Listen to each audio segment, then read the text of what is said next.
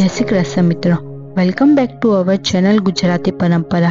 आज આપણે વાર્તા કરીશું બોરચોથની કથા અને તેની પૂજા વિધિ વિશે।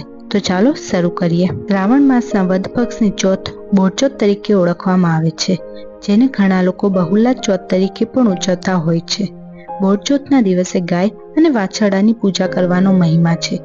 ગાય વાછરડાની પૂજા કરીને તેને બાજરીની કુકરી ખવડાવવામાં આવે છે। મહિલાઓ આ દિવસે વ્રત કરે છે। આ દિવસે સમારેલું શાક અને ઘઉંની વાનગીઓ નહીં ખાવી તેવી માન્યતા છે। આ દિવસે વ્રત કરનારને સવારે નિત્ય કામોથી પરવારીને કંકુ ચોખા અને ફૂલના હારથી ગાય અને વાછરડાનું પૂજન કરવું અને એકટાણું કરવું। ઘઉંની કોઈ પણ વસ્તુઓ લેવી નહીં। બોરચોથના વ્રતના દિવસે સ્ત્રીઓએ દળવું કે ખાંડવું નહીં। બોરચોથ પછીના દિવસે નાગપંચમી આવે છે। તે પછી રાંધણછળ, શીતળા સાતમ, જન્માષ્ટમી અને નોમના પાળના આ સમગ્ર તહેવારની શરૂઆત બોરચોથથી થાય છે।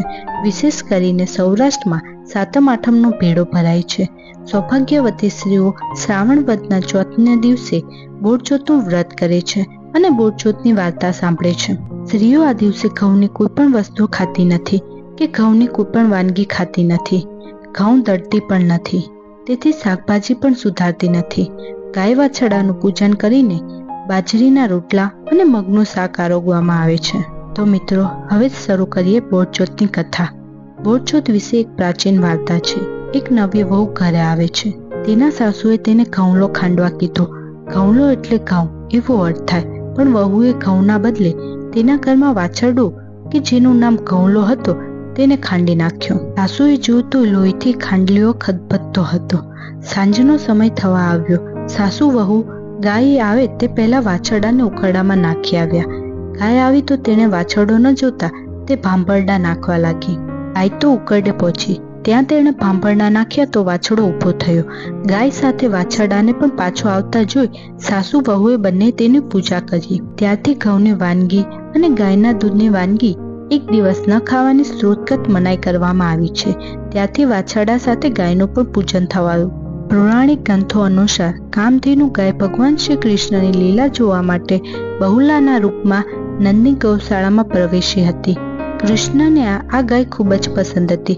તેઓ હંમેશા તેની સાથે સમય વિતાવતા હતા। બહુલા પાસે એક વાછરડું પણ હતું। એકવાર બહુલા ચરવા માટે જંગલમાં ગઈ। ચરતી વખતે ઘણી આગળ નીકળી ગઈ અને તે એક સિંહ પાસે પહોંચી ગઈ।